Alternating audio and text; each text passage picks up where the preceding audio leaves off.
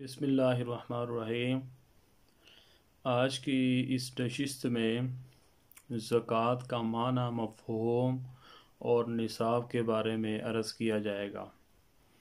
سب سے پہلے زکوٰۃ کا معنی ہے پاک ہونا، نشوونما پانا، بڑھنا، یعنی جو زکوٰۃ ادا کرتا ہے اس کا باقی مال پاک ہو جاتا ہے اور وہ نشوونما بھی پاتا ہے، یعنی اللہ رب العزت برکت ادا کرتے ہیں۔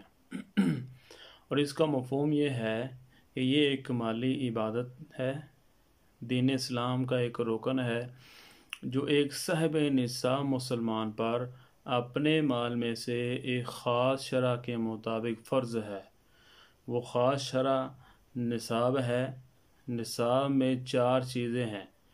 سب سے پہلے 7.5 تولے سونا، یعنی 87 گرام 479 ملی گرام۔ نمبر 2، چاندی 52.5 تولہ، یعنی 612 گرام 35 ملی گرام۔ نمبر 3، مال تجارت۔ نمبر 4، نقدی۔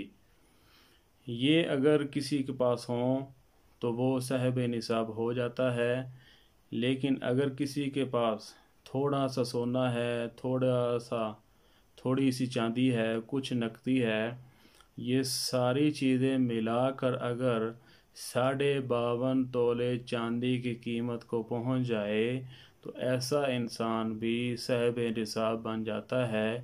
اس کے لیے 40واں حصہ اپنا نکالنا ضروری ہے، یعنی 100 پیچھے 2.5 روپے اور لاکھ پیچھے 2,500 روپے۔ تو یہ ان کا جاننا انتہائی ضروری ہے۔ اللہ تعالی ہمیں صحیح سمجھ نصیب فرمائے، اور اگر کوئی صاحب نصاب ہو تو وہ ضرور زکوٰۃ ادا کریں۔